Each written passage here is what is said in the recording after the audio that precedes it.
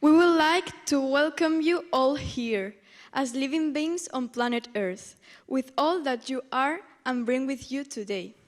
We welcome each of you as unique miracles of life, alive and present, here at SMILE in Lausanne.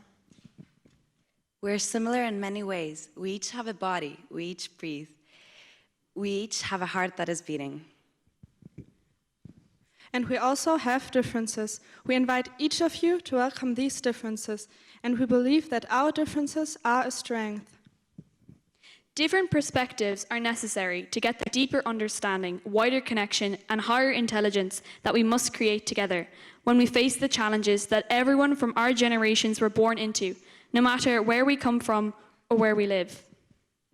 We welcome you, all of ages, younger and older. You are never too small to make a difference, and you are never too old to learn. We welcome your thoughts and your mind. We welcome your knowledge, your experience, your creativity, and your understanding of the world. We welcome your emotions, your joy, your sadness, your love, your anger, your fears, and your hope. We welcome the relations that you carry with you, your relations to family, friends, animals, plants, communities, and places you feel connected to. We welcome all gender, no matter what you identify with. We welcome all physical capabilities, the things you can do and the things you cannot do. We invite you to be curious and patient about each other and pay attention to each other. We invite you to think, listen, and open your mind for deeper understanding. We invite you to speak your mind and also make space for others to speak. We invite you to ask questions and ask for help if you need it. We invite you to be honest, kind, and brave. We invite you to make connections with each other and make friends for future. You'll not get to talk with everybody and know with everybody, but we ask you to take the time to talk with someone you do not know. We invite you to think about the people and other life forms who are not here today, who are also threatened by biodiversity loss and climate change. They need our solidarity, and we need them to make the necessary changes for a fair and better future for everyone. We hope that you all feel welcome and invited, and that you'll help us make this meeting a positive experience for everyone and yourself. Thank you, and welcome to SMILE.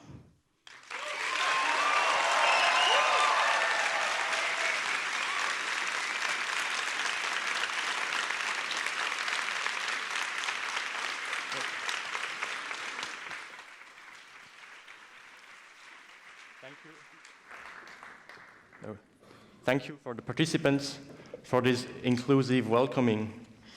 We are really happy to see all of you here.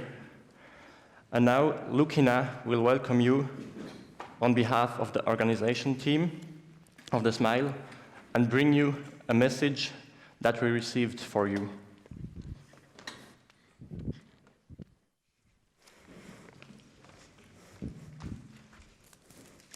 Okay, hello everybody.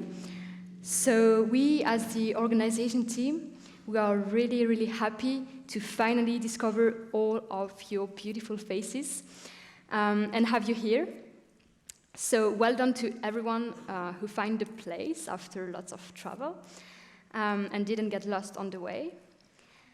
We wish you a very, very warm welcoming here. So to start the day, there is a message that I want to share with you. It's a video from Karai, who is a young indigenous spiritual leader from the tribe Kangai in Brazil. And when he says the young leaders in the video, he's referring to us, people of the Fridays for Future movement. So yeah, just enjoy the video. Bom, meu nome é Caraíro Caju, sou liderança espiritual de Santa Catarina e nós, povos indígenas, jovens liderança, vamos iniciar com uma música, mostrar nossa luta e nossos cantos sagrados que simboliza nossa luta, nossa força e o nosso modo de se comunicar com o grande espírito.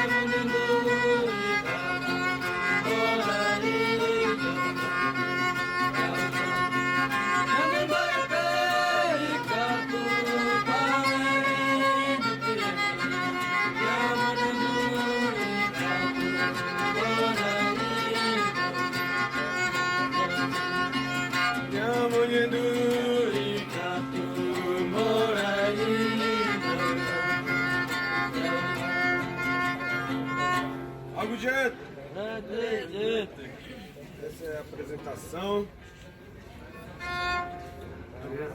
Agora é com ele. Então, essa música simboliza a nossa força, nosso modo de se comunicar, que traz grande alegria ao nosso povo e força aos nossos jovens, nossos anciãs, que nos dá força para o nosso grande espírito, nossa Mãe Terra, e convidar todos a somar junto com nós e agradecer todas as jovens lideranças, Xondária, que possamos estar sempre na nossa luta, que possamos um dia olhar para o céu e dizer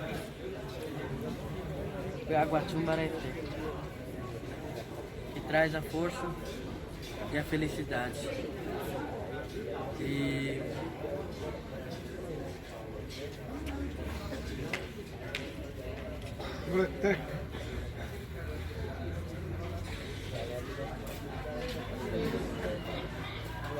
que possamos todos nós, jovens lideranças, possamos somar juntos sempre e continuar nossa luta firme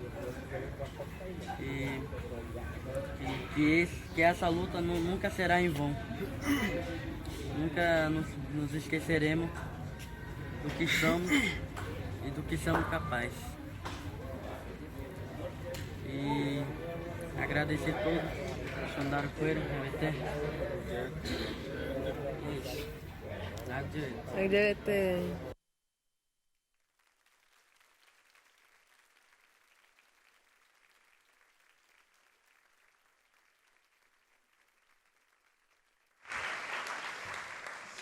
Okay, so if you want to answer to these young people who are fighting for their lands, you can create a video this week together if you want. So I propose that during break time you just meet like the one who wants to answer to this video. You can meet like in one of the corner of the room and create a video together today or tomorrow. We will see it with the program. So yeah. I hope it gave you the energy and the motivation to make this meeting a great place to keep our fight together. And together means here physically, but in thoughts with all of the living people all around the world. So yeah, just keep it in mind. Thanks.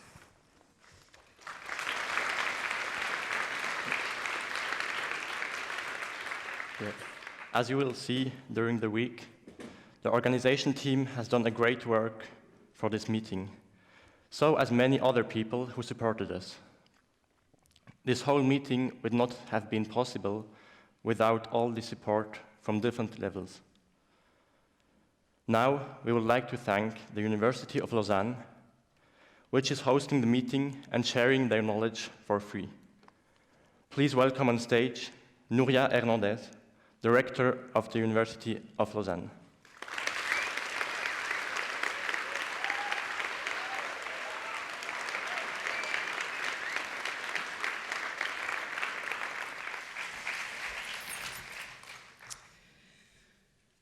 Dear members of the organizing committee of the summer meeting in Lausanne, Europe, dear young activists, dear Professor Dubochet, dear Vice Rector Benoît Frein for Sustainability and Buildings at the University of Lausanne, dear participants to this meeting.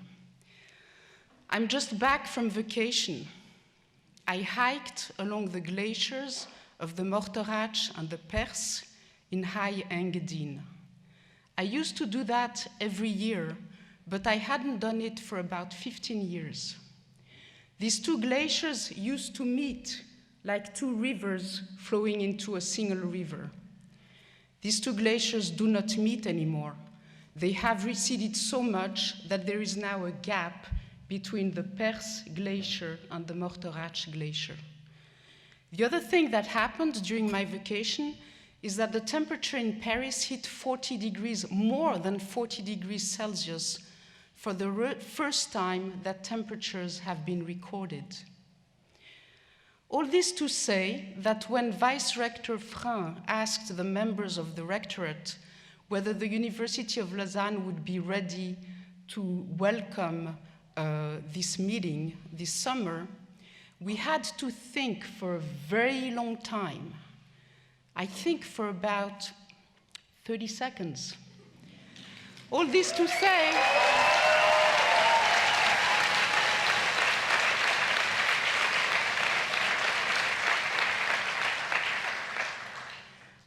say, the University of Lausanne is proud to host you today.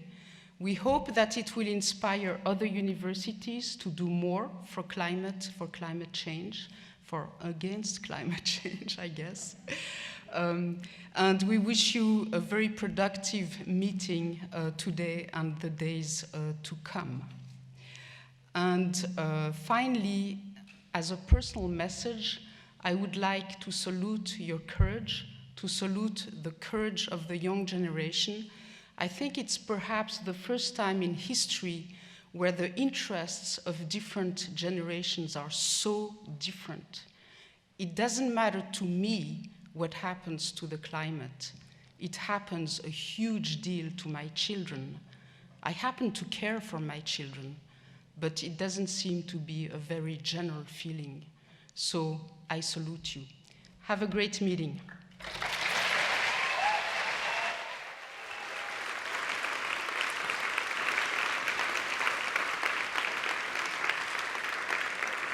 We are happy to be so well received by the university. A university is a place of knowledge. It's a place of students, but also of scientists. So we will hear now some words of a scientist. Not a scientist from Lausanne, but from Germany. Please welcome Ernst Ulrich von Weizsäcker.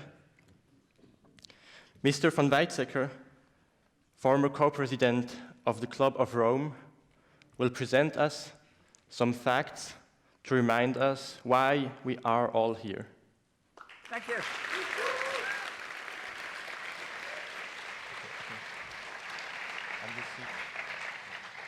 Thank you very much, organizers, friends, Rector. It's a particular pleasure to be here at the European Summit of Fridays for Future, because after all, I was living in all continents of the world and find no continent in which really this kind of movement of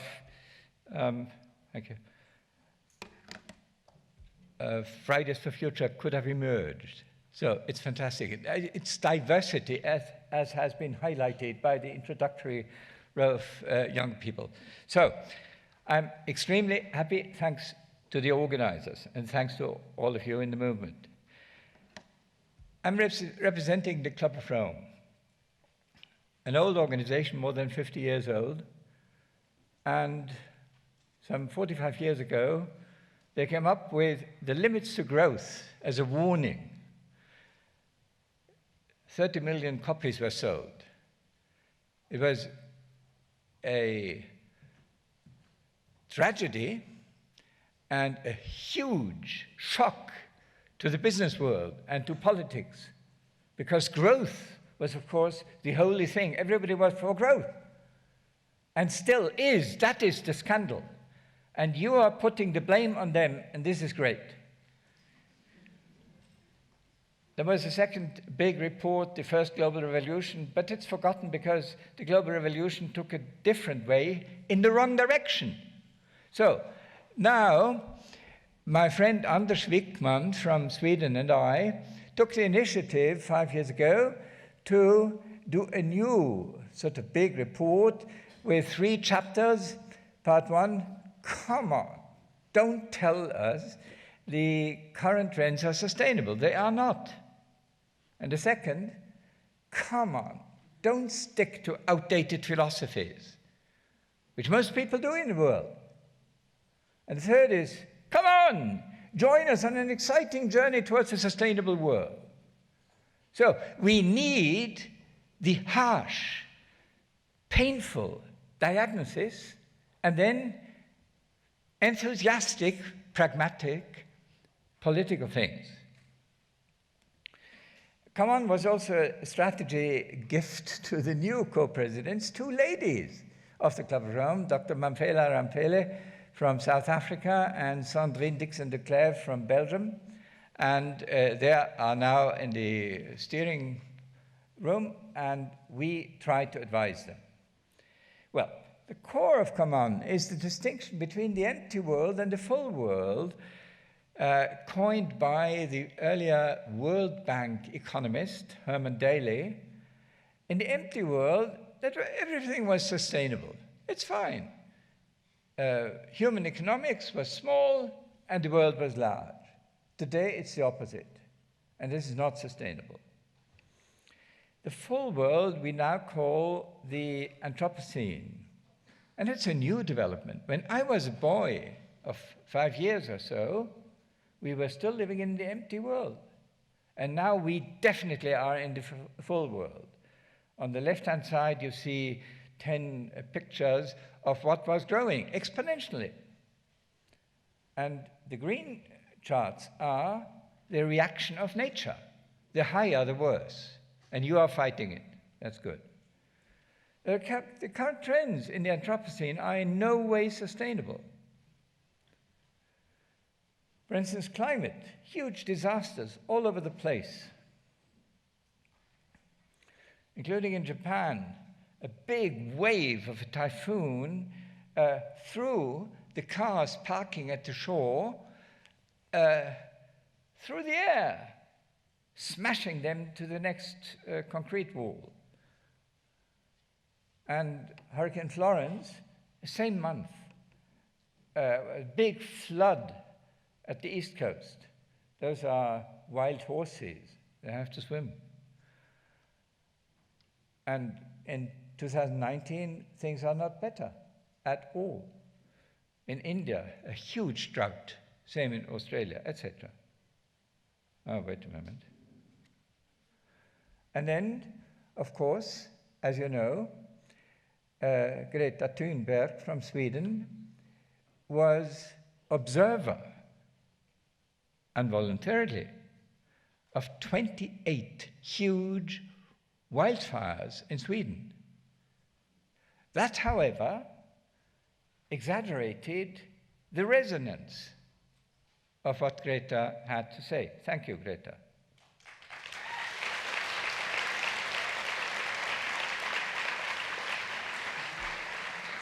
Now, I have to come for a little while to scientific things. For instance, that most of the warming actually happens in the oceans. Something like 90% of the warming ends up in the oceans, meaning that the real scare may soon be the rise of the seawater table. Look at that. This is from an Italian school book. 20,000 years ago, Italy was much larger because of the last ice age. But 2 million years ago, it was half the size of today, and similar with other parts of the world, you know. And we are rushing into a situation that we had 2 million years ago. Imagine what that means. And the flood can come suddenly. 7,700 years ago, what we now call Labrador and the Hudson Bay was covered by an ice mass the size of the Greenland ice. And a couple of days later, perhaps a few weeks later or so, this was gone. It was not melting from top to bottom. That would have taken 1,000 years.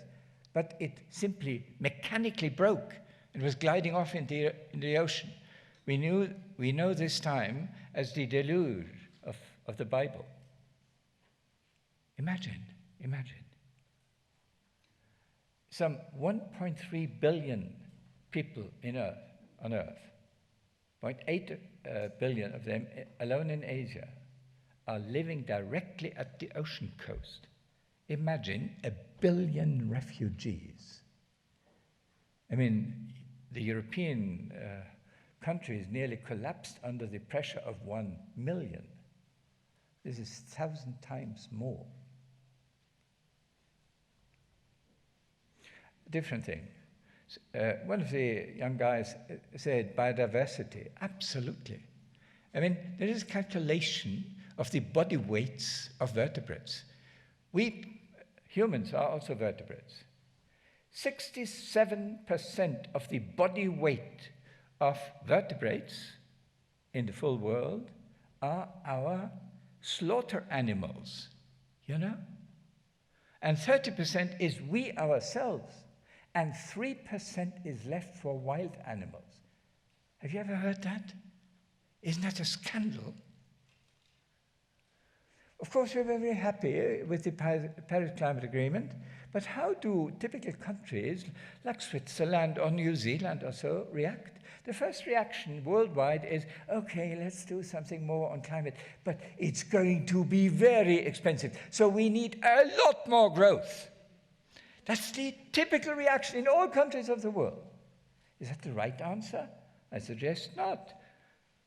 Here are the 8 most important economic sectors, which all show a near-perfect correlation between GDP from left to right and per person CO2 emissions from bottom to top. So, in other words, we are reasonably good doctors regarding the diagnosis. Global warming is a very toxic disease, but we are totally mad as doctors for recovery. Systematically, we apply treatments that make the disease worse. Would you go to such a doctor if you're ill? But this is what we do. We have to change the medicine. Well, people seem to prefer reassuring lies over the inconvenient truth. I was living in California when Al Gore published his book, An Inconvenient Truth, about climate. And then a film, I saw it in California, An Inconvenient Truth, and a caricaturist made a cartoon of a cinema offering the inconvenient truth and a reassuring lie. And where go people to see a film? Of course, a reassuring lie. This is how we are. Until you are successful to go to the right cinema. Okay. But while we sit here in Lausanne, 1,380 new coal power plants are under construction or planned worldwide. It's not enough that Switzerland or Germany become climate neutral. It's peanuts compared with 90% of those new coal power plants are in developing countries, of course, including Brazil, by the way. Hence, effective climate policy must include the developing countries. Otherwise, we are losing the war.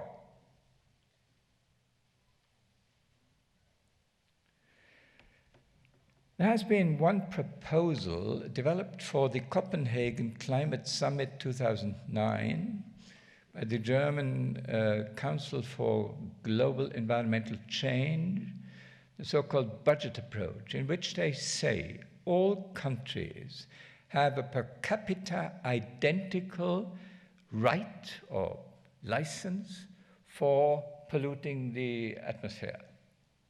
But the old industrialized countries have already more or less eaten up all their permits.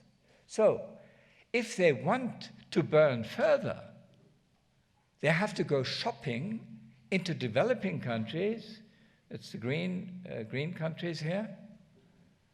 They have some permits left, and that would help bringing the developing countries on track for climate protection, not only adaptation.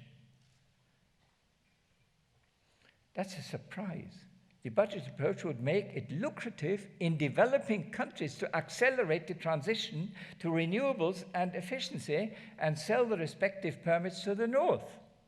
So imagine the economy ministers of developing countries would ask to close many coal power plants, stop building new ones, and switch to the more lucrative things. That's the idea. But it's not politically accepted, certainly not in America or Russia, but even in Europe it's controversial. We, our generation, your generation, has to fight for this kind of job in order to bring the developing countries on board. Otherwise, we are losing. Well, come on, then we go into philosophy and find the same concern in Pope Francis' encyclical Laudato Si, where he declares that the current economy of greed, relentless competition, and wild acceleration is destroying the earth, our common home. Responding to the philosophical crisis, we suggest to engage in a new enlightenment, where balance is at the core of our philosophy. Balance between heart and brain. I'm not against brain as a scientist. I'm one of the co-founders of SmileForFuture, trying to help you. But we also need a heart. Or between humans and nature. What I said about the vertebrates doesn't look like balance. Or short-term and long-term. Today's economics is all short-term. Public and private, feminine and masculine. There could be hundreds of other things. But it means a new kind of thinking. But we can't wait until 8 billion people have gone through the hardship of a new enlightenment. We have to act now. That is part 3, the optimistic one, including on phasing out global warming. The Club of Rome, under the leadership of the 2 ladies I mentioned, is now engaged in a climate emergency plan. Halt fossil fuel expansion and fossil fuel subsidies by next year. Doubling wind and solar every 4 years. Rethink pricing and growth measures. Regenerative land use policies, that's particularly important. 50% of the greenhouse gas emissions are from agriculture, directly and indirectly. And control population growth. Okay, so regenerative land use policy is extremely important. Hans Herren from Switzerland is a member of the Club of Rome, and together with Judy Wakungu from Kenya, they wrote Agriculture at the Crossroads for the global agriculture. But the typical agro lobby doesn't listen to that. You can help them. Or decentralized energy. I was member of the German parliament, the Bundestag, when we initiated the feed-in tariffs law, which boosted renewable energies. And the curve on the right-hand side shows that while solar gets cheaper every year, nuclear gets more expensive. And the same is happening now with coal. And then with an Australian team, I wrote a book as a reporter at the Club of Rome, where we show that the 5-fold increase of energy productivity is technically available. And that would make it perfectly all right to simply phase out all the coal power plants. We don't need them anymore. And this is a physics question. The physics teacher is asking you, how many kilowatt hours would you need to lift a 10 kilograms bucket of water to the top of Mount Everest? What's your guess? When I was asking my students in California, the answers were in the vicinity of 1,000 kilowatt hours. This is complete nonsense. No, the answer is 1/4 of a kilowatt hour. Have you thought of that? Meaning, a kilowatt hour is a fantastic powerhouse, but we waste it no end. We don't appreciate it because it has no price to speak of. So, something on politics. We have a new president-elect for the EU Commission, Ursula von der Leyen. I know her personally. And she is promising climate neutral Europe by 2050, according to the Paris Agreement. And the first steps are a climate law, 1 trillion euros pulled out of the European Investment Bank into a new climate investment fund, and a CO2 tax combined with border tax adjustment so that the European industry is not suffering. It would be absolutely unimaginable for Ursula von der Leyen to go ahead with such courageous things unless you people had forced the political atmosphere to finally take the things serious. Thank you.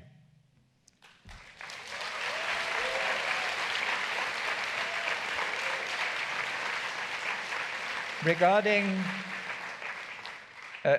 a CO2 tax, my favorite is the following: increase carbon prices yearly, every year, in line with the decarbonization successes. So once you have more success, it gets more expensive. And that is an incentive for doing more. Like we did it in the Industrial Revolution between labor productivity and wages. Rise labor productivity, you get higher wages. Rise wages, you have to increase labor productivity. And that can easily lead then to a 5-fold increase of energy or of carbon productivity. And it would not cause a lot of pain in any year, by definition, like with labor. Okay. And then you have to do 2 corrections in the ping pong. Return the revenues to all people like you do in Switzerland or in Sweden or in Canada, and a revenue neutrality for some industry which otherwise would emigrate. The Swedish nitrogen oxides tax of 1992 is a great model for that. I don't go into details.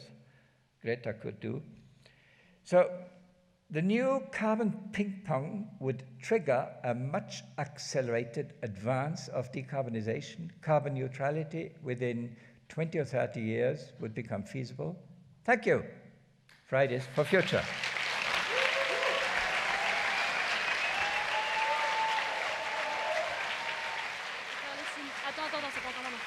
La télécommande.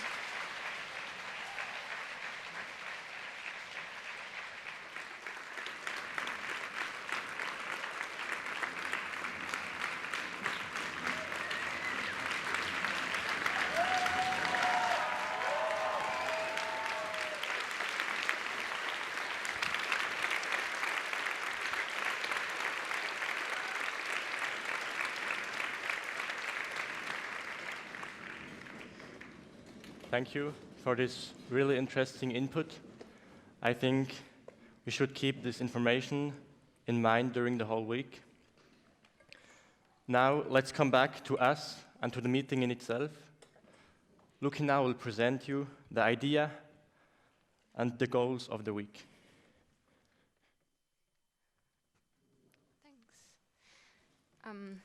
Okay, so the idea of the week is to offer you a space to work together, to meet, to discuss, exchange ideas, because you're all coming from so many different countries that it's so amazing to see like all of these different backgrounds, experiences that you can share together and really enjoy that. So a very, very important thing if we want to work together is communication. So you may have seen some people already using the hand signs. So I would like to introduce them and really invite you to use them throughout the week when you are in a work discussion. So we will present them, and for the people who already know them, please just do them with us, okay? So, okay. First, when you agree with something, great. Okay. When you disagree, you can do that, but when we have tables, it doesn't really work, so you can do that. But it's like more a strong disagreement. You can also be like, yeah. So if you want to talk, for example, I want to say something, I will put 1, and then someone else put 2, 3, 4, and so on.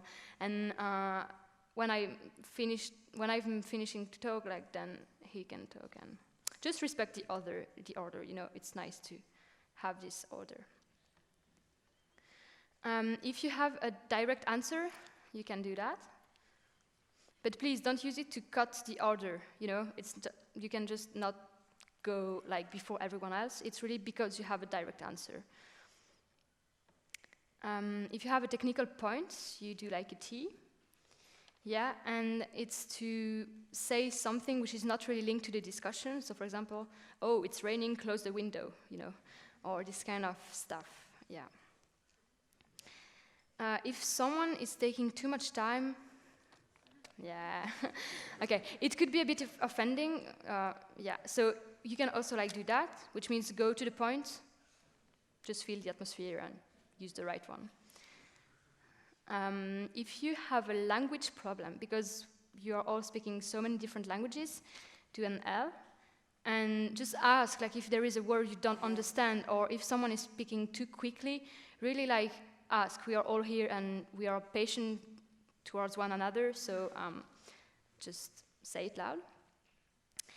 If there is like a discussion you don't feel, okay, someone said something, you feel offended or oppressed or pressure, like do a house to protect yourself. Okay, and try to like talk together and really find a solution together. You're not like fighting one against another, but we are all in the same fight. So just keep it in mind.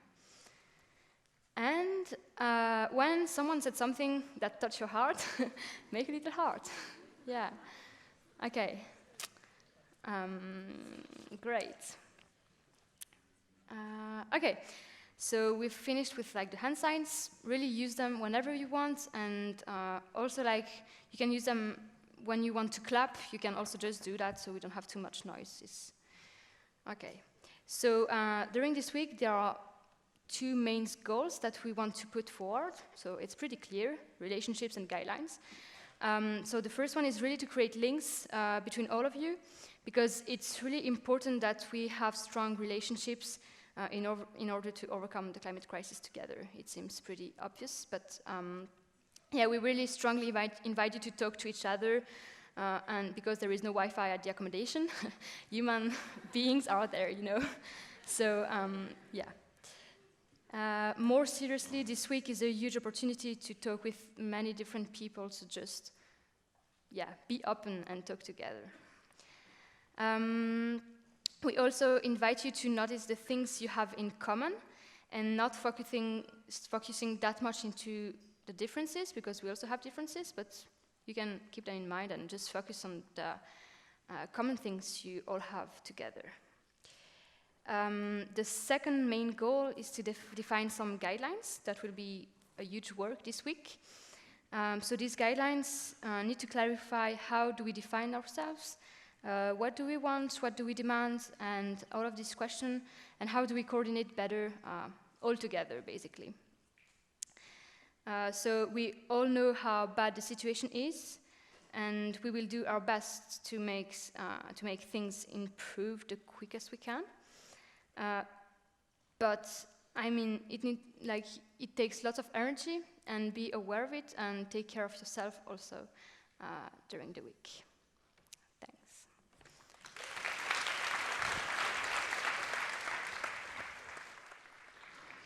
So for a smooth running of the week, there's also a set of practical informations that you need. So Kelmi will give you some information now. Hello world. Hello world. So I will be probably like your pain in the ass for the whole week, because I'm caring about all the legal stuff, all the logistical stuff. So when you hear me shouting, it's not because I want to. It's because you asked for it. But first, let's get for some useful informations. As you noticed, the electricity plug here in Switzerland is quite different. You can find adaptators in shops, at the train station, electrical shops downtown. You'll get it. We don't use euros, we use Swiss francs. Swiss speciality, we are not part of the EU. So just don't forget that little fact. In some stores, you can pay in euros, but most of them only accept Swiss francs and the card.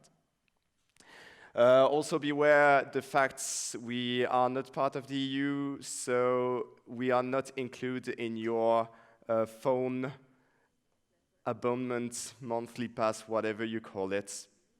So that's just beware, so that you could like just get a bit surprised at the end of the week. Then about public transportation, if you all got here, I think it's pretty fine. You have the M1 subway from here to downtown, Lausanne-Flon. Lausanne-Flon is really downtown, the final stop of the subway. Otherwise, you have little plans, you have your transportation card. Normally, you can, if you want to, you can only travel with the small part of your transportation card. There is a way you can cut it. And yeah, that should be enough. You don't need the whole paper. About showers. So that concerns probably like only people sleeping at the Pontes place, because you realize there are not a lot of showers. So we have the access for the showers of the sporting place of the university, which is between Terrain Lausanne, Terrain Morges, and Terrain Le Mans. There is this small building. In it, you can find many showers. I know it's not that practical, but it's the best we could do for you. You noticed it. Breakfast is served here in the university. Lunch, however, is served in the Unitech, so you have to go for a little walk today. When you get to lunch, do not forget your voucher, because this is not us that prepare the lunch, so you need the little voucher to get your lunch. And for dinner, the situation might change in the last minutes, so we'll update you later in the day. Okay? Let's move on to... Yes, you have a question?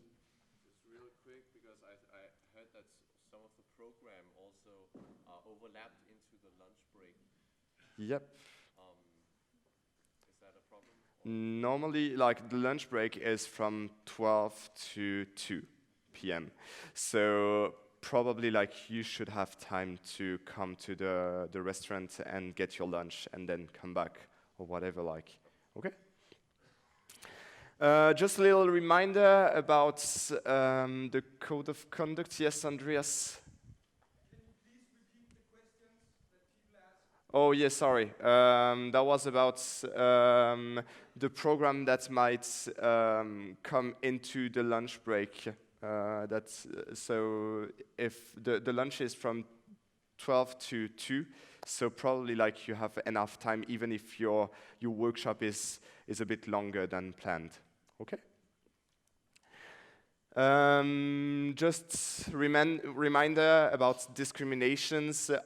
I really want every one of you to feel comfortable here and to feel in the way you like. And so beware of sexual misconduct. You probably saw the video about consent.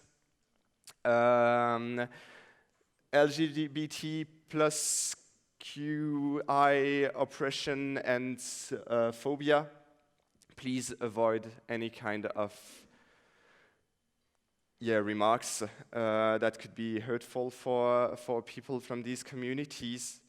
Also about racism and any kind of discrimination based on the skin color, on the origin, on the religion, and disability, discrimination, and ableism. You probably all read the Code of Conduct, but I want you to be aware of that. Let's move on. So, about the general behavior, alcohol is not forbidden for the meeting. Only that, so soft alcohol here in Switzerland cannot be drank before 16 years old. So when I say soft alcohol, it's like beers and wine. And then for stronger ones, it's 18 years old. We trust you. We know you are aware of yourself. We know you want to have a great meeting, but please do not come drunk to the accommodation, just as respect for you, but also as respect for the others. And also, if you drink and if you go on party, it is your responsibility. The next morning at 9 a.m., I want every single body in this university. And if you're not here, I'm going to grab you at the accommodation. And you don't want to see that. Be aware of yourself. Be aware of the others' feeling. We all come from different communities. And we all have different needs. Also regarding privacy. And we need to respect that. Yeah, I was talking about privacy. There are some famous people coming to this meeting. I won't name them, you know them, so please respect them. Like, they are human beings like you and me. They need privacy, they deserve it. Be patient, respect also regarding the language. If you're a native English speaker, probably you're going to talk with a non-native one, and he or she needs time to find his or her word, so just be patient. Regarding punctuality, it is so the week is pretty short, and we really need people to get on time to the workshops, to the conference, so that we can keep the timetable approximately in the way that we planned it. Yeah, we are an environmentalist movement, so when you get out in a park or on the lakeside, beware of your rubbish, take it back to the bin. You saw there is a lot of media attention here. I don't want medias tomorrow morning write on the newspaper like, oh, look at this environmentalist movement that puts rubbish all the way in the parks and in the lake. Okay, so just beware of that as well. Badges is a key thing for identifying you, and we ask you for some involvement during the week. Let's move on. So in the accommodation, I ask for respect, for kindness, for privacy, for quietness as well in the floors. In the Pontaise, you have the chance to have kind of a community room. So please use that room when you want to stay later at night. No drug and alcohol in the accommodation. Respect the neighborhood. That was extremely nice yesterday evening when people were singing and making music and all that stuff. That was amazing. But the Swiss law is telling you that the noise should be avoided after 10 p.m., so please respect that. You noticed probably the police already visited us one time last night, so I just want to avoid them calling me directly. You know, like they have my private phone number, and usually when people call me for that kind of issue, I'm not that keen on it. Do not forget also the curfews. For under 18 years old, it's 11 p.m. For over 18 years old, it's midnight. After midnight, the accommodation is closing. I want you to respect the curfew. I know it's a little bit boring, but that was a requisition from the people that lended us the houses, and this is really important for you to sleep, for you to respect also the volunteers that are keeping the doors. Yep. I thought in the code of conduct it said under 16. Yeah, but no, we have the Youth Protection Service of the state that is like looking at the events, and I think like it's better if everybody that is minor come back to the house at 11. Yep. Oh, sorry. That's in the code of conduct that was written 16 years old. we decided 18 because of this youth protection service stuff.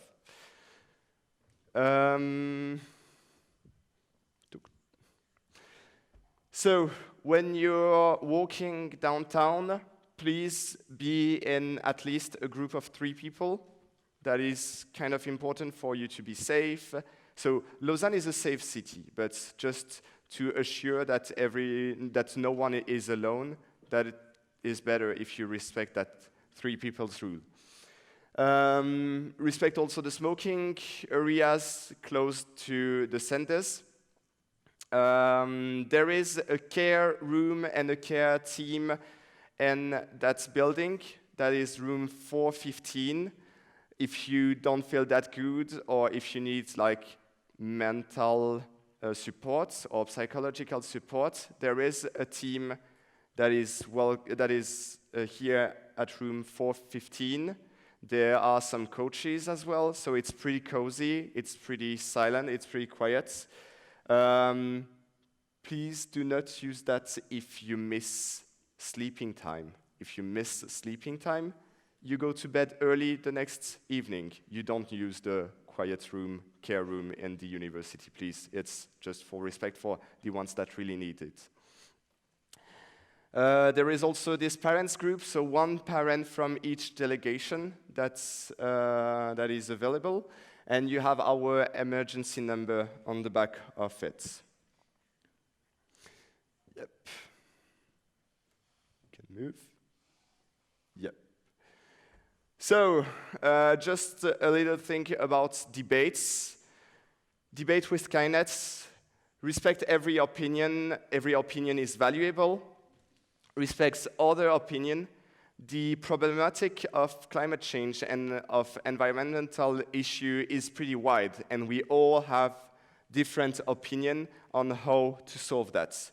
I'm going to show you a picture, and this picture was sent from a far-right party here in Switzerland. They had this kind of weird newspaper they sent to everybody that was pretty much propaganda. And in that newspaper, they were like, oh, the environmentalist movement is, it's like the devil socialists that are hiding behind the environmental leaf. And probably that's something you don't share, the opinion you don't share. I do not, personally, but you have to respect people. Like that was just to show you that the variety of opinion could be pretty wide. Okay? Let's move on. So 2 keywords for that meeting: respect and kindness for all of you. Now I have 2 votations for you today. So I'm going to ask the questions. We didn't implemented the voting system so far, but I really need to know that. The first is regarding food. We have 2 options for food during the meeting, so the food we prepare. The first option is having food waste from supermarkets. That could be food waste coming from the other side of the world, and that is food that's unsold in supermarkets. The second option is having food from local producer, bio producer we know. And the third option, of course, is having a mix of both. So I need you to raise your hand if you prefer the first option, then the second and the third one. So the first option, who prefers the exclusively like unsold food? Good. Who prefers the exclusively bio and local food? Good. And who prefer a mix of both? I think we get a majority. Thank you. The second one, I'm trying to remember what was that. Yeah, I forgot. I'm sorry. So probably I'll come back later to ask you the second question. Okay? Thank you.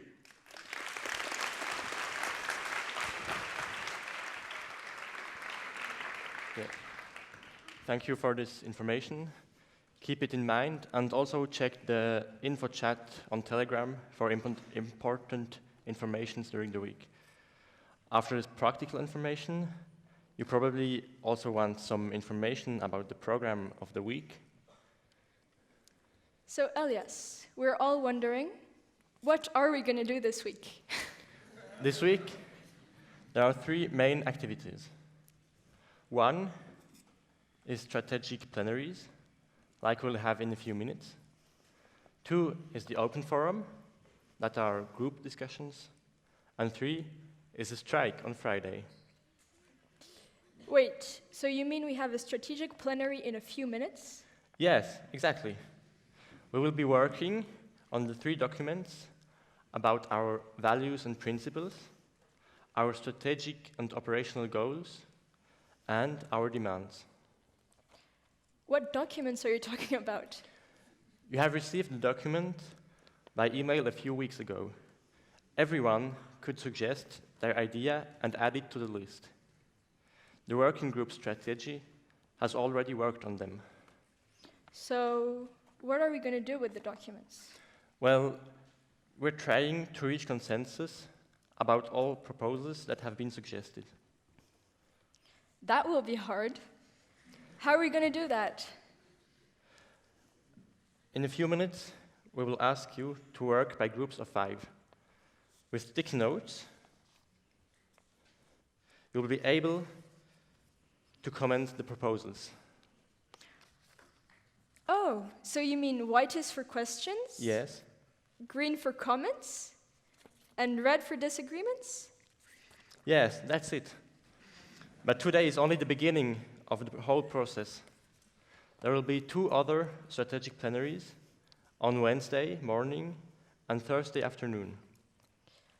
Does that mean we probably won't reach consensus today or even Wednesday? Yes, but that's okay, and that's why we're here. It may be frustrating if you can't express all of our opinions today, but there will be other plenaries. Okay. So if I understood well, we're just giving feedback to the strategy working group today. That's it? Yes, on Wednesday, they will present improved documents, thanks to our feedback. And on Thursday, we will have a final version of the documents, but we will explain this later.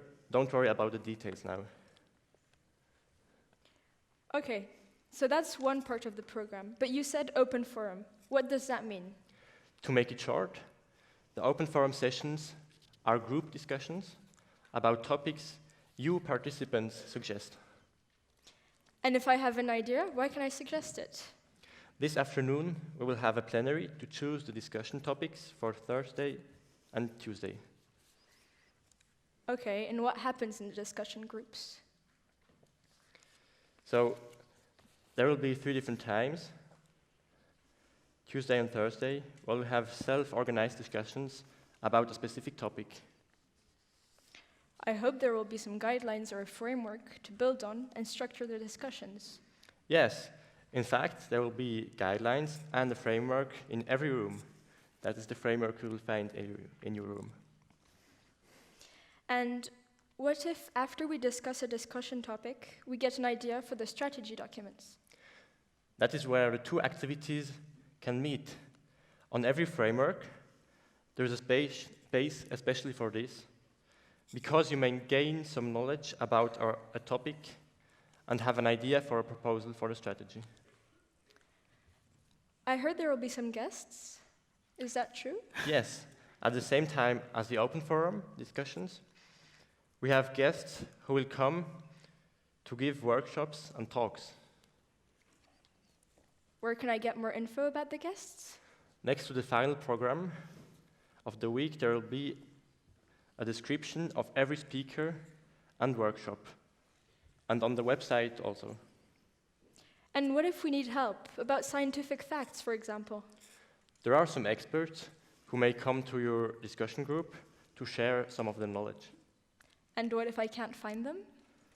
Experts will be present in the open forum discussions, and there's even a phone number run by SmileForFuture, which you can call or write if you have some questions. You can see the number here. It will also be displayed next to the final program then. And then I heard that there will be a strike. Yes, at the end of the week, as often on Friday, we will all strike. People from all over Switzerland and neighboring countries will join. The strike starts at 3 p.m. at the train station, and it's great if you can all speak about it to strangers when you are in the city. What?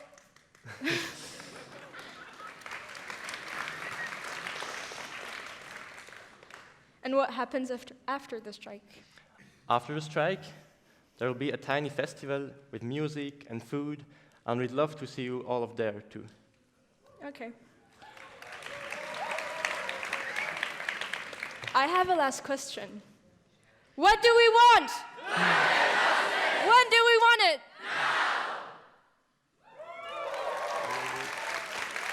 Tu veux dire quoi d'autre, toi?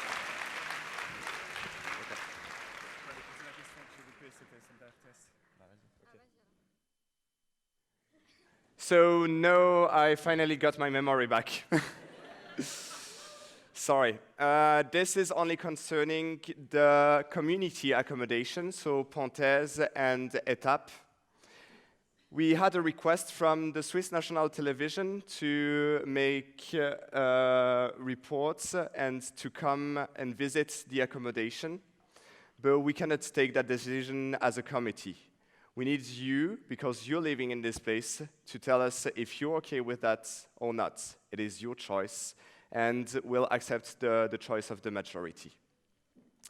So if you're okay with the television coming to the accommodation, please raise your hand. Thank you. If you're not okay with the television coming to the accommodation, please raise your hand. Thank you. I think we have a majority. People that voted for the no parts, yep. Please, we'll let you know when they are coming. And I think the best option is that you just close your room door when they are coming. We got some questions and technical points. What do you want to show? Oh, sorry. Do we have to clean the rooms before? No, actually, I think the real message we want to bring to the television and to people watching at it is to show them like the other side of the meeting, and so I think we better like show them what is real. If we just party like yesterday evening, and that is very strong, full images. There was some other interventions. Yep. Sorry? I didn't understand. Oh, during the open forum. Yeah, so that is another question that my colleagues should answer. Okay? Yep.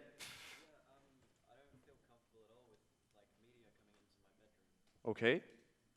And wouldn't that fit if you just like closed your door, the door of your bedroom? Okay, good.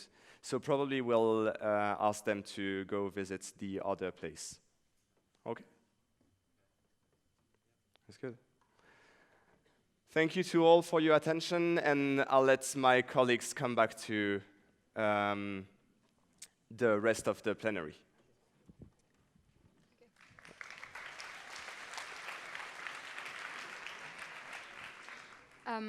As we just seen that maybe some of you have some questions, we would like to give a space for like 3 questions time. So it will be like 5 minutes, and it's really if you have really important questions that you really need to know now. Are there any questions that you would like to ask? Yeah. Can we pass a microphone, please?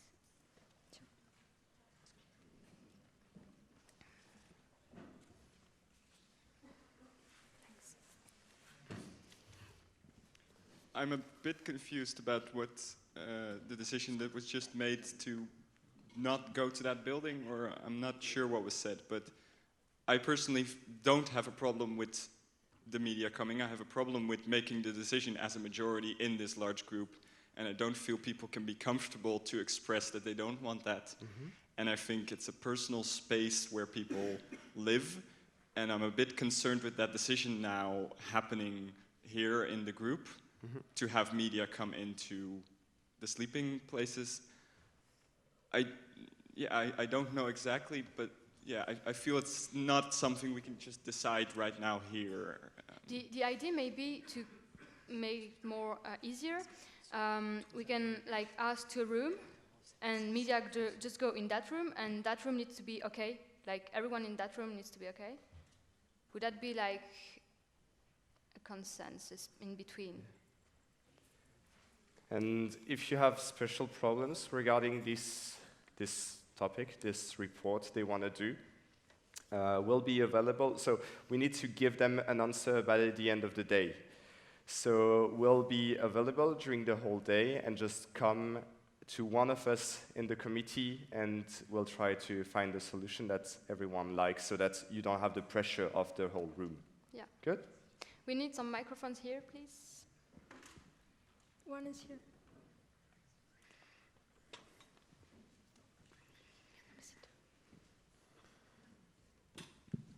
Yeah, that was regarding the guests who are coming, the guest speakers. Where exactly can I find the program where it shows this? Because I looked at the website and I could not find it on the program. Maybe if you can, if it's possible to find somewhere here at the university. Yeah, it's because we had some guests that are just recently announced that they were coming. It's going to be on the website around tonight, I think, and next to in the halls next to the final program. Thank you. Perhaps to be perfectly clear for the media coming in the bedrooms or not, there could be knocking or stickers or something that says yes or no, we are or not okay. Because that's Okay. perfectly clear. There's no way to We confuse can organize that. it tonight, like we have many sticky notes, so. Cool. Okay, we will take like 2 more questions and then we need to move on. So are there any last questions? Technical point there? In that part of the room as well? No, I think.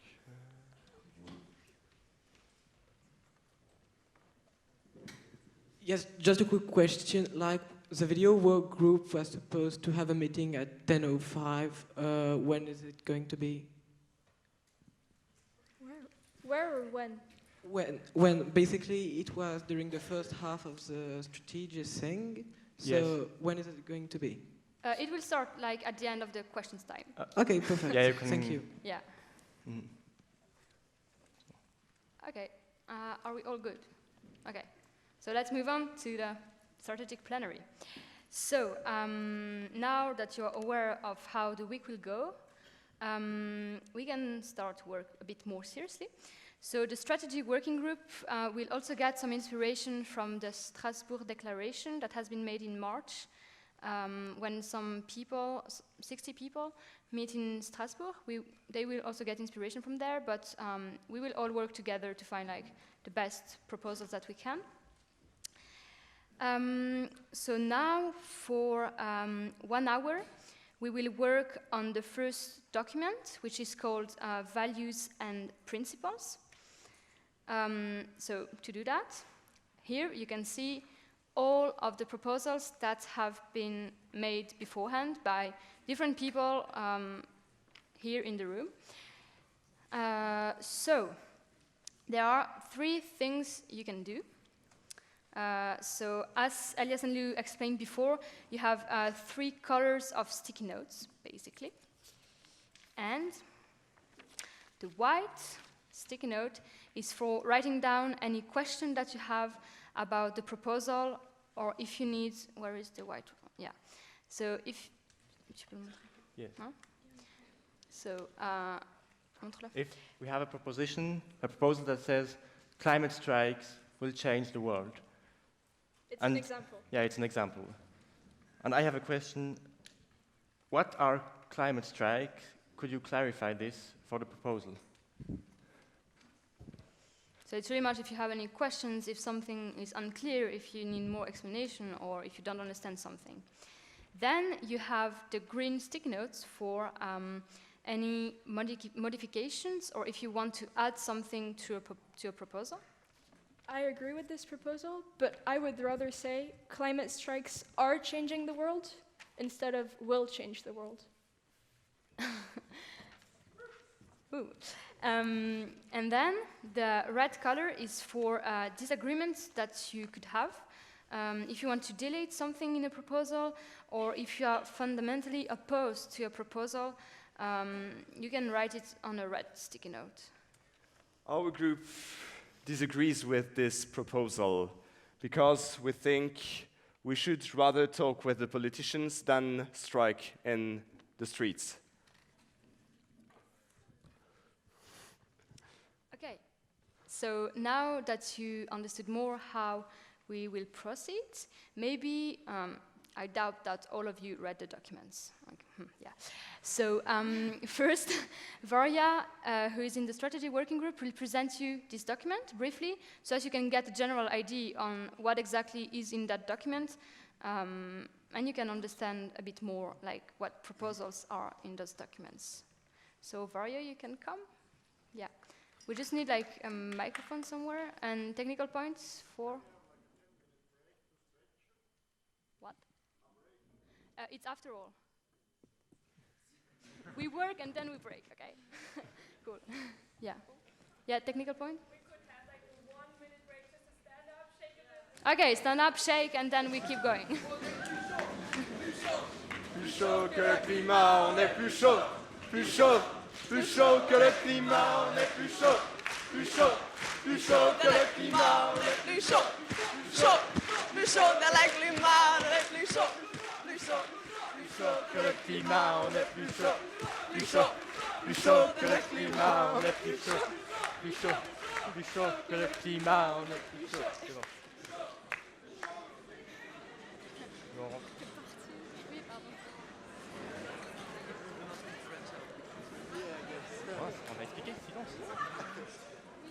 And actually, I just noticed that I didn't present that sign beforehand. So when we want silence and we want everyone going back to quietness, just do like this, basically. Okay, cool. Hi, can everybody hear me? Yeah, okay. So I'm Varya from Youth for Climate Justice and Fridays for Future Slovenia. And as Lukina and Ilias and Lou already explained, I'm going to do a quick presentation of all the proposals that have been made regarding the values and principles of Fridays for Future movement. So as a bit of a more long-term strategy that we agree which values are important to us. So these are the proposals that were made in the documents that were sent to you. And these were made by people from different local and national groups. Probably some of you are also put their proposals in there. And this have so far not been modified by the strategy working group, which basically means that you are now having an outlook on everything that has been proposed. We just grouped them by categories and removed some that were repeating. Does that make sense? Yeah, okay. So as said, these are not modified, these are not perfect, and we would really appreciate your input with the sticky notes or with the hands. Even as I talk, please, if you don't understand something, ask for clarification, and I'll try to make it as clear as possible. But please raise your hands high up because I can't really see everyone in the back. Okay, can we proceed? Cool. So the first group that was basically what people proposed as our most fundamental goal, the intention why Fridays for Future even exists, is our value of life or value of nature. And the values that are tackling this mostly propose that we need to fight for life, for a future which is inclusive for everyone. And while we do that, we need to protect the environment, the climate, ecosystems, biodiversity, things like that. I think this one is pretty clear because it's really fundamental. The next thing that was proposed is multiple values and principles regarding inclusion. As Kalmi already said earlier, and also many people propose that, our movement proposes as a value that we appreciate and demand equality within the movement. Everyone is equal, everyone has the same voice. Values also proposed non-discrimination, this including non-discrimination based on ability, age, gender, sexual orientation, background, religion, etc. So really everyone is equal, everyone is welcome. But also, as Dr. Weizsäcker previously mentioned, not everyone in our movement is the same. And what has also been proposed as a value is that Fridays for Future should also appreciate these differences and adapt to different socioeconomic contexts, which means that we appreciate someone's situation is different and they might need different measures than, for example, someone else with a different situation. Another thing regarding inclusion was that it's a principle of our movement that adults should join and we should work together with them.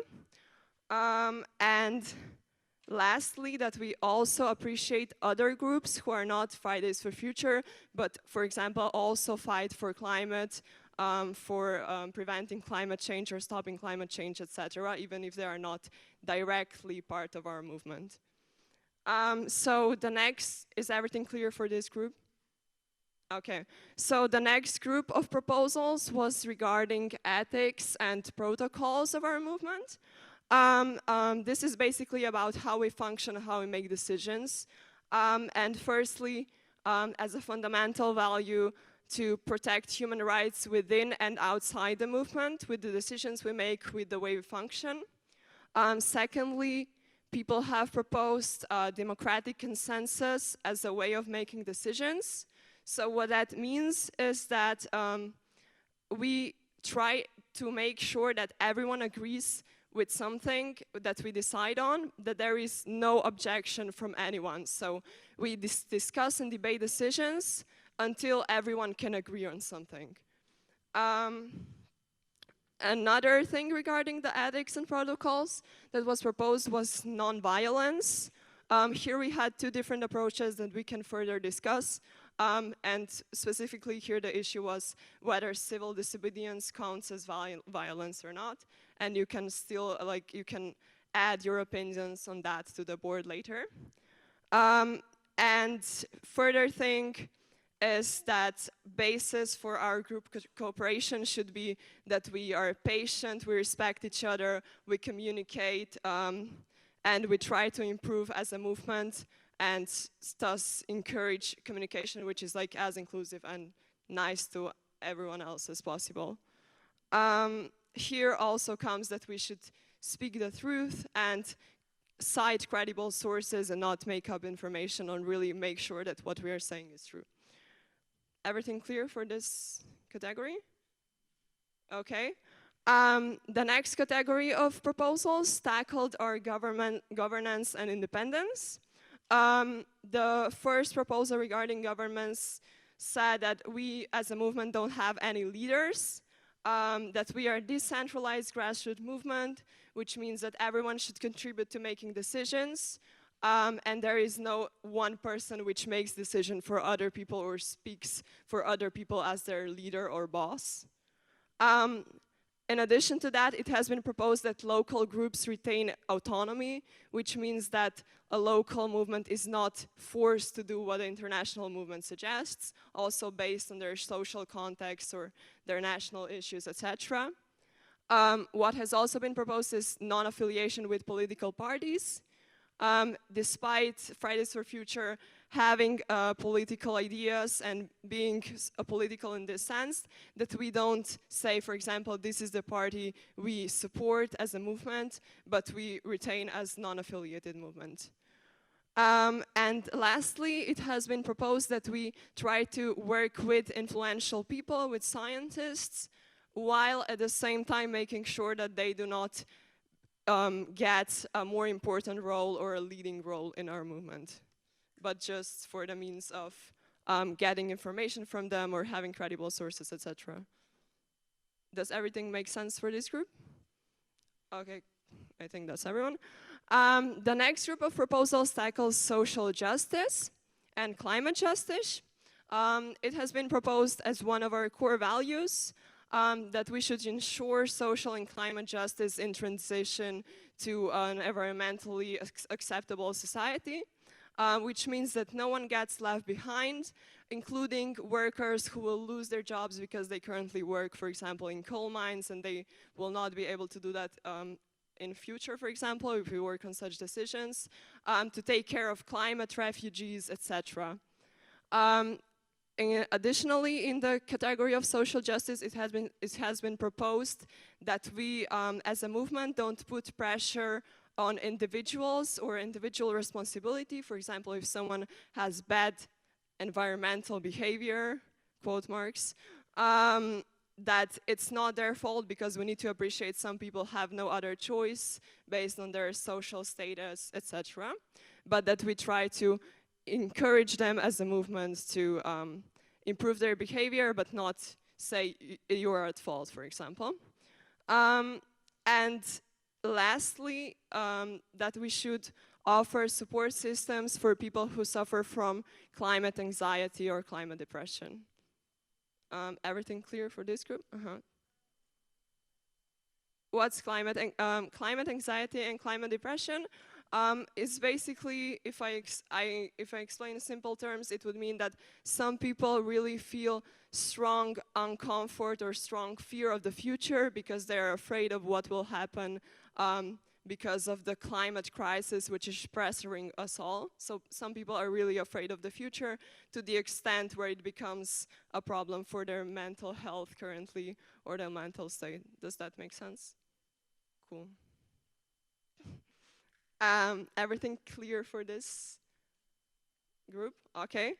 So next group is motivation, and this group talks, motivation, and this group talks about what will push our movement forward, what we want to have as principles that will give us motivation to keep on working, to keep on fighting for preventing climate change. And the first thing that has been proposed is that we appreciate the urgency of the climate change and this situation, that we appreciate it's happening now.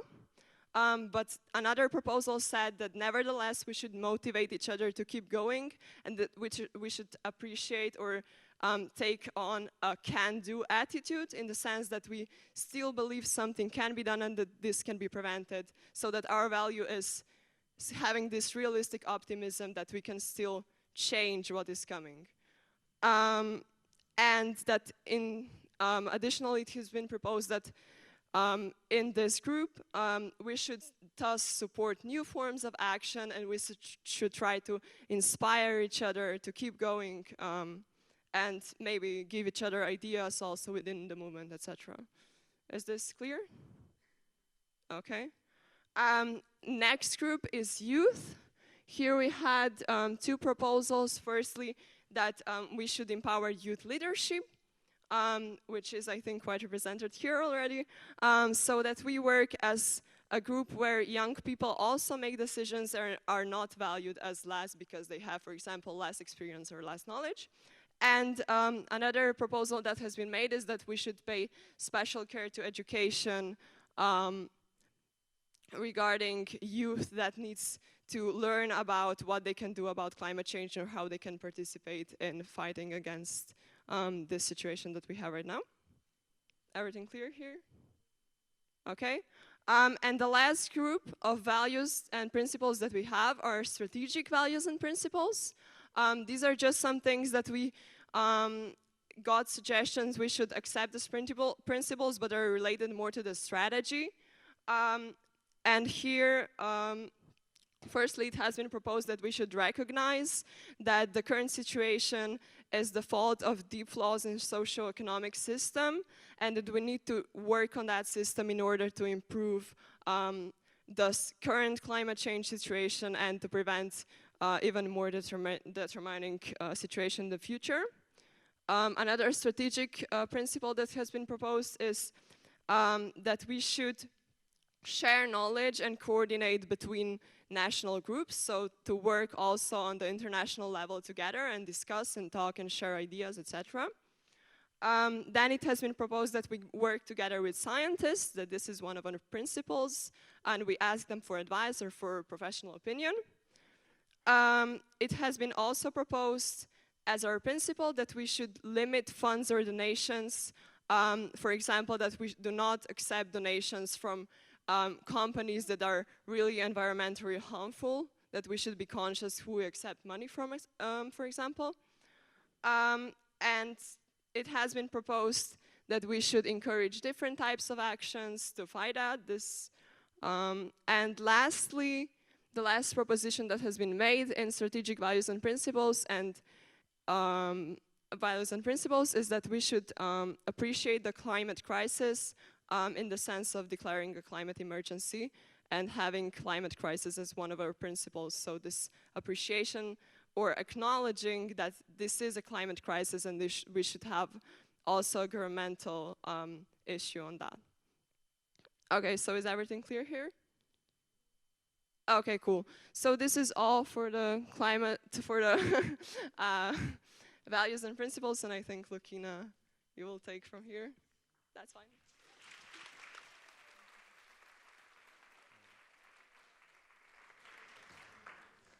Okay, thank you so much for these great explanations. I think that now everyone is aware in the room of what we're talking about. Okay, cool. You can do that if you are. Thanks. Great. So now Elias and Lou will explain a bit more. So can we now give feedback on the proposals? Of course. But you've noticed we're over 500 people in this room. And I guess you can imagine if everyone spoke for 1 minute, it would take over 6 hours. So how are we going to make our comments then? As it's impossible to speak, we will write, as you've already seen. Write on this wall? First of all, we're going to make groups of 5 or 6 people. This method means that the strategy working group will get feedback on all the proposals. Yes, and then there are only 3 cards for each group and for 3 different proposals, but there are like 60 proposals. Yes, it's quite frustrating, but it's only the first plenary. You will be able to give more input later, and you really need to focus on 3 different proposals, and if everyone does that, it will work. Even if you don't have enough sticky notes to say what you want, other groups in the room will probably make the comments you wanted to make. So I suggest we try this method. Yeah, so this is the method you propose for the moment. So you will be in group of 5 to 6 people. You probably already seen like the sticky notes on the tables and pens. Okay, so you can move in group of 5 to 6, and you will have 25 minutes because just a minute, just because we are running out of time. So you have 25 minutes. Talk together, find some stuff you want to make inputs on, and trust the process, trust others to make also nice comments. Is it something you really didn't understand? Yeah. How do we know who's in a working group? You're going to make groups? Okay, we just need to find out so as everyone is clear on what we are doing. How do we know that a group has a person from the working group for strategy? Okay, it doesn't matter if you have one person or not. It could be nice if one person from the strategy working group is in your group, but you can all do it like independently, and you all have like the knowledge and the qualities to do it yourself, to make some inputs there. The strategy working group really needs your input to then improve the documents for later during the week. Yeah. For the group of 5 or 6, just make it with your neighbors on the table. Or you can turn around. Or you can turn around, yes. You can turn, feel free to move, like, yeah. Other technical, yeah? Some people will come and get your sticky notes, and these people will put them here. So you don't come here to make them. And, what? Oh. Oh, yeah. You choose them. So. Sorry. if you, okay, just, I forgot something really important. So to have all of the proposals, many of you have computers. You have some Wi-Fi there, okay? So go into the documents, which will be sent in the Telegram group chat. Nice if you are in the Telegram group chat. So in the Telegram group chat, there is like all of the proposals which are sent, and just use that. And if you don't have any devices, there are some documents on some tables with all of the proposals. Yeah, there are some. What?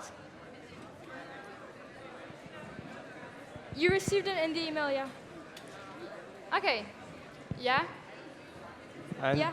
Okay, there is too much noise, so move in groups and we will pass in the groups to answer the questions, okay? Yeah, and to be clear, we are now working only about the group. It's not working. I wanted to do a proposal, if it's possible. Can I do a proposal? What? A proposal. Yeah. I would propose to not divide in national groups. Let's try to be as much as international as possible. Yep. Also, last thing, you have 3 sticky notes to give at the end. You can give 3 green, 3 white, or 3 red, but you can also mix. You don't have to give them, you only need to give 3, and you can choose the color you want to do. Yeah, but in total, it's maximum 3 sticky notes per group. Okay.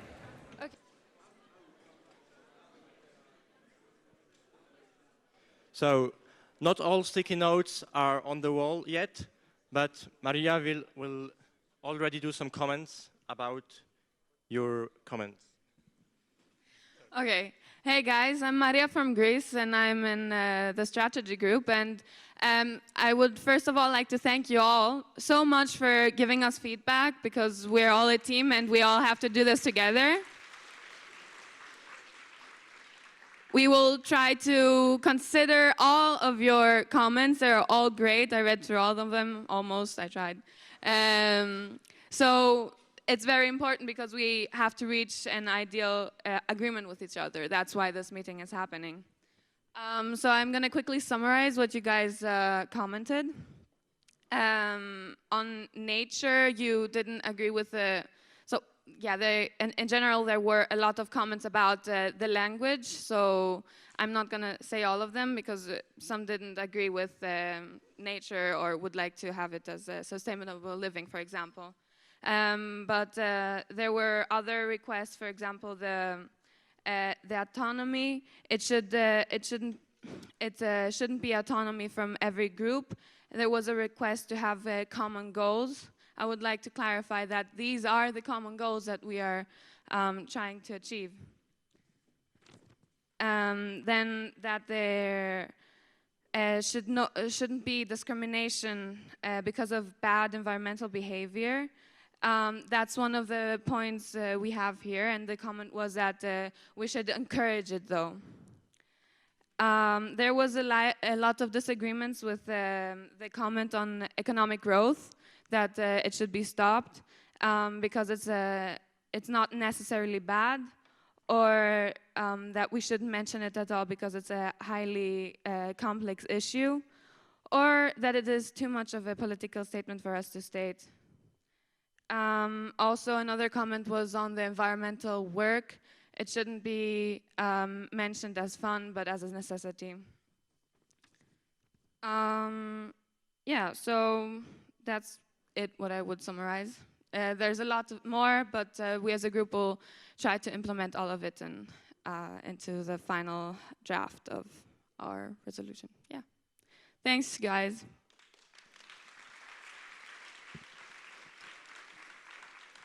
Okay, so now we have a break. It will not be so long because we are a bit late, but you have a break until 35. You can go out of the room, do whatever you want, just be back on 35.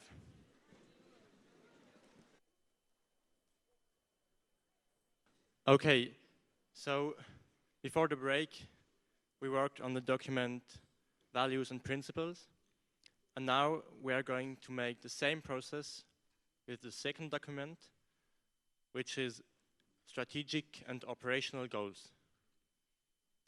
I will let Gaia tell you more about the proposals that were made in this document.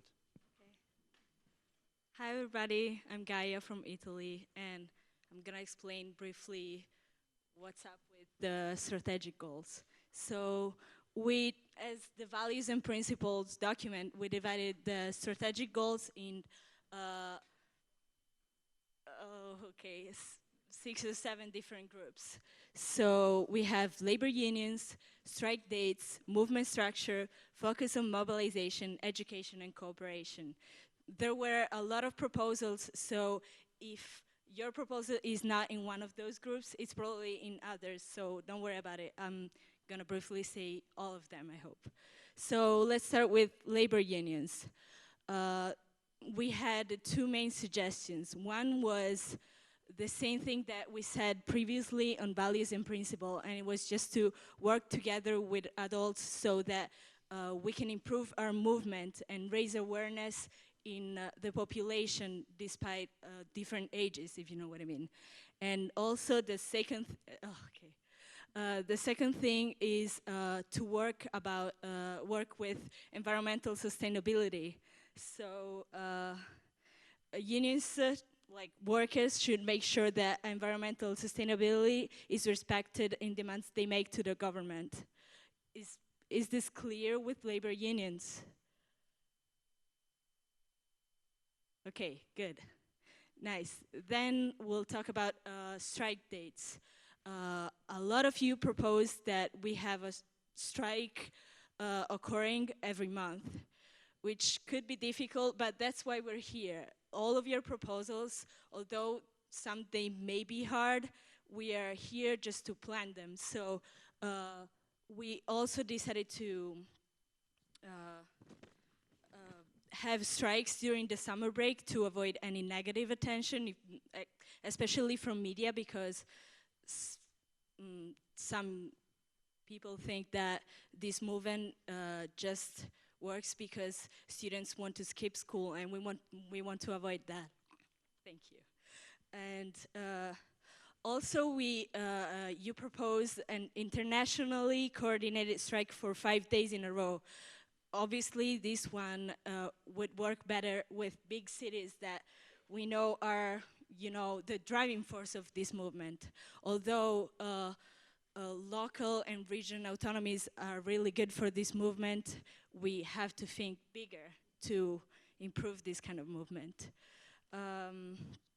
Also, someone thought that border regions could organize demonstrations and events along the borders. And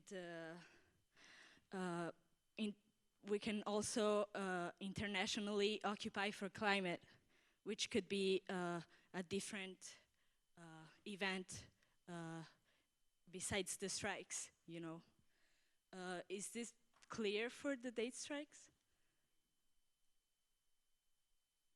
Okay, good. Then we'll move to the movement structures. There were many proposals regarding how it would be. The main one was to have a basic democratic structure. So create a system where a region has big autonomy so as to enable further outreach into developing countries where the majority of us don't speak the language. If it's clear, is it clear? Everyone? Okay, sure. Oh gosh. Also, as a movement, we thought that we should set up an international self-organizing system. So with that, it's important to improve communication using different apps. A lot of you proposed Telegram or Discord, and we will see about that when you are going to put your inputs up there. Also, we received proposals for another European meeting, which would be great, I think. So, this is all for movement structure, is this clear? Yeah. Okay, yeah. The first one was Europe-wide strikes should be occurring every month. So, Oh, okay. No, for the movement structure, the main theme was to have a basic democratic structure. Is it clear enough? Do you? Oh, okay. Then let's move on to focus on mobilization. As I said before, big cities are the driving force of this movement. And to do that, big cities should be the driving force of this movement.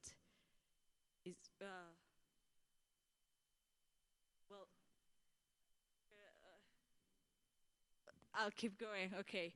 So we should get high schools to strike to raise awareness, but also we should improve social media channels. When I said that big cities should be the driving force of the movement, I don't mean that region and local autonomies don't count. I'm just saying that to get more attention from the media,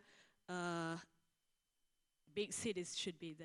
I don't know if it's clear. Okay, that's fine. Is everything clear for focus on mobilization? Okay. Then about education, we said that we should get high schools involved, but also the movement should work with children, so beginning with primary schools.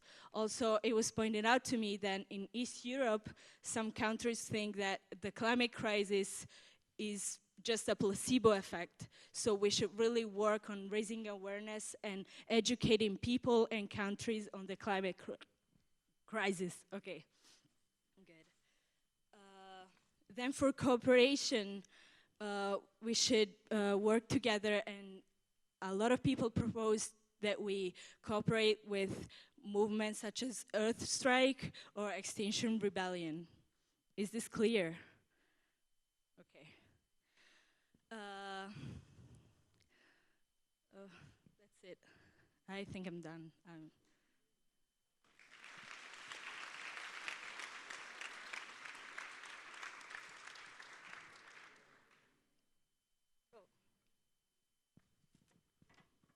Hi, I wanted to clarify something that I felt wasn't made clear enough to a lot of people. I know someone in my team brought it up, and that's that the decisions that are being made here are being made on a sort of like, if you're in one of the countries participating, then you can use this as a form to say to the media, hey, this is what sort of Fridays for Future Europe plus others stand for. Not really, this is what every country has to stand for.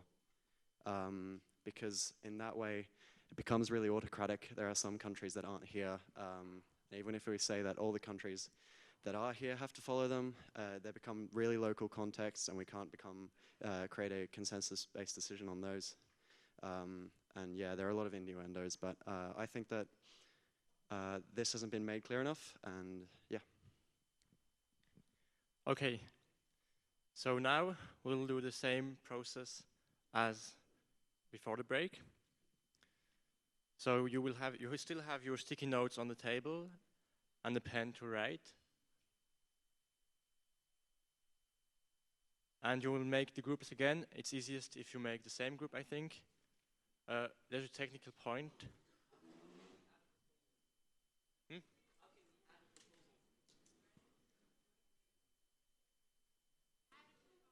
Yeah. Just wait. There was a question, how can you add a proposal? Well, I think you had the possibility before to write a proposal, and it's a little bit complicated if there are many new proposals for the working group strategy to deal with it. But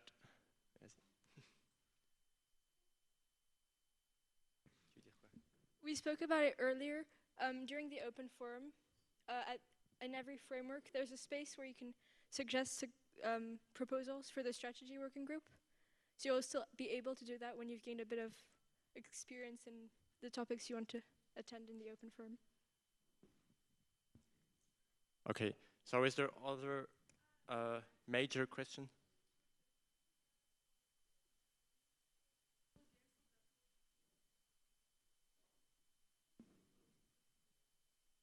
Yeah, the suggestion was to mix groups.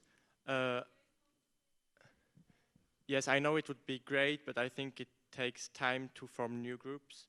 But yeah, perhaps just turn with like other people in the other direction, but not too far to form the groups. So we can form different groups if you want, but just don't take too long on forming groups. I mean, we are ready, right? We can start. It's okay with you if we start now? Oh, okay, thank you. So I'm Viliana. I come from Youth for Climate Justice Slovenia, and I'm going to summarize what you have written, what your comment, what you like, what you don't like. And first, so about the climate dates, and you had a lot of opinions, and most of them were about that.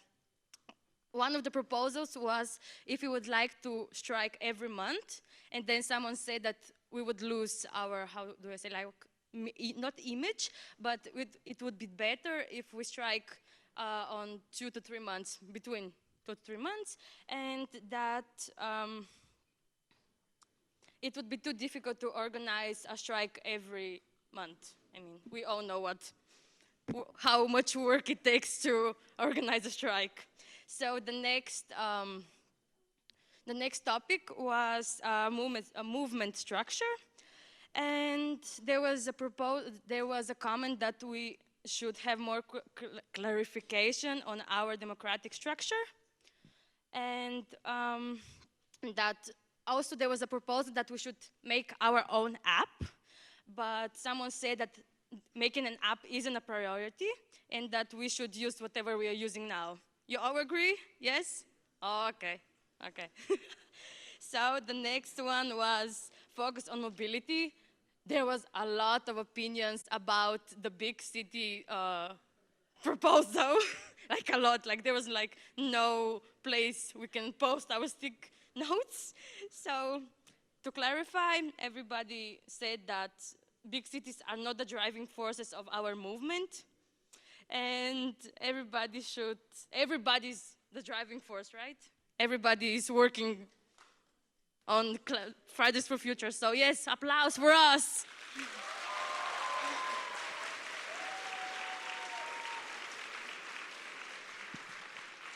Thank you.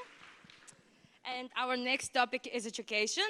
That our proposal is that all schools should have an environmental class or some kind of out of school, how do you say it? Yes, extracurricular. Yes, thank you. And that we should not use climate change, but we should use climate crisis. The next topic is cooperation.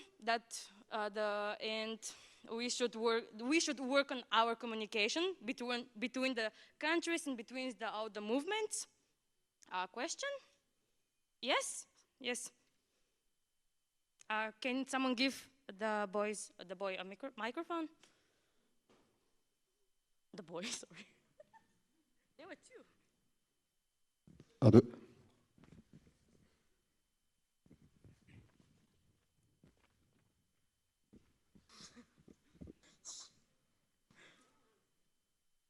Thank you. You are going too fast from the previous questions, so it will be related to the monthly strikes. So there is still possibility to discuss this. It is maybe not about the popularity of the movement, but in general, if we have 18 months to really make a change, if we will strike once in 2-3 months, okay, where do we reach this, our goals, okay? So maybe it's a good possibility to rediscuss it, and not the importance of the popularity of the movement, but the movement itself should continue always remembering, hey, we are here and we are doing our work. Yes, of course.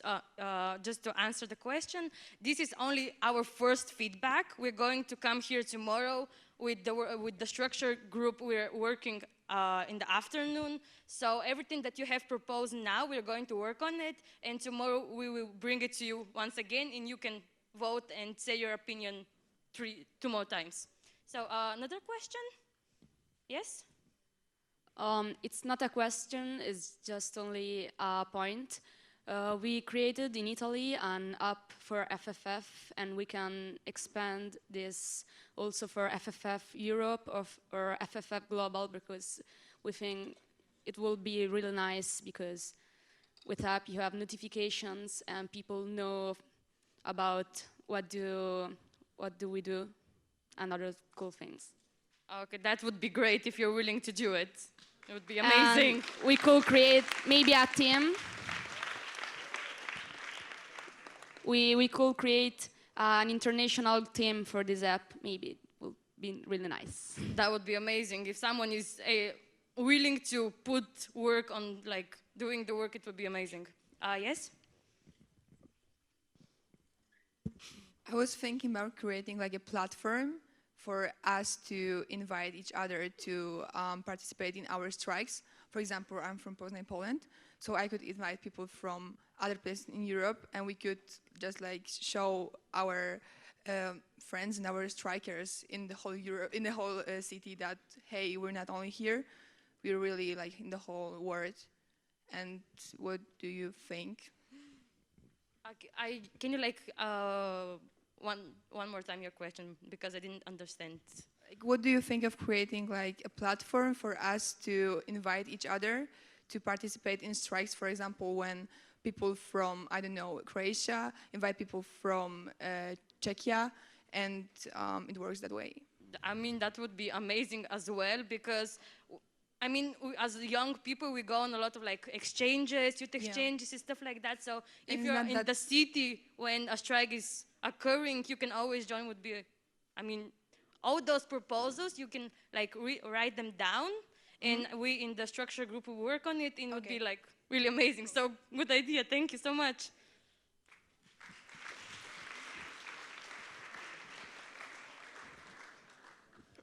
I just want to say that these now are just proposals, so everything you have said now will be like added to the working group strategy, but we are not like making decision right now. So even if someone says this is a good idea or this is a bad idea, this has not been democratically accepted. So these are now just proposals or ideas, but don't think that means we already agreed to make an app or something like that. I just wanted to clarify that.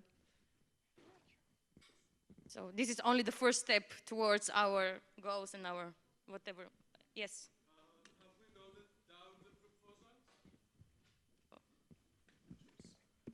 Have we noted down the proposals? The proposals that have been announced now, do we have them down? Do we have them written? Yeah.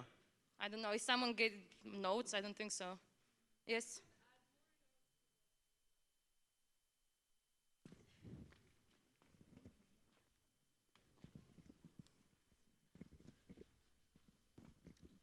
Can I suggest that all of the people that came with these new proposals either work on this at the open forum later today and work on it, and then come with a proposal to the strategy working group? I think that would be a good method to involve these new ideas that came up. That's all the questions? Okay.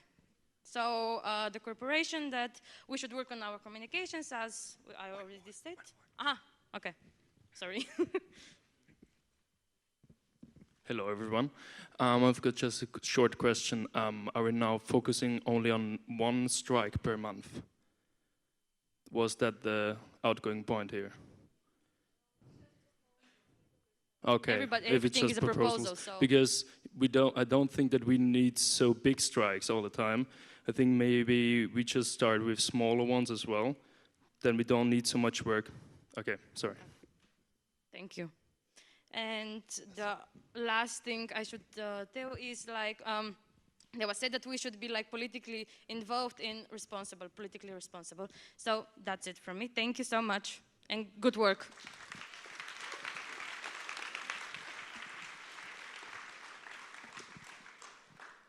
Okay, so thank you for being so focused. We're really glad you enjoyed the process, it seems.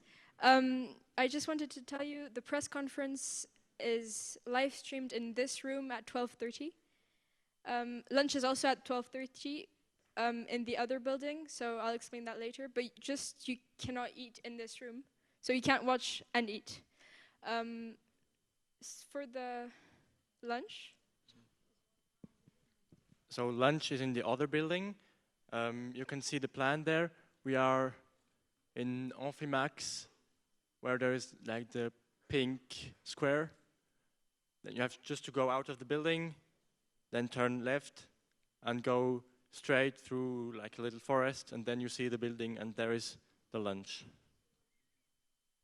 Yes, some important questions?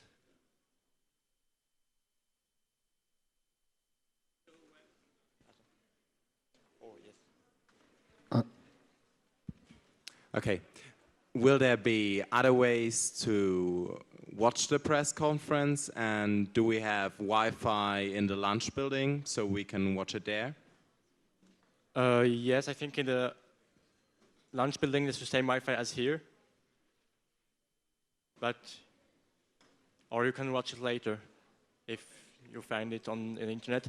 Just wait, some important information. The plenary on the afternoon starts at 2 p.m.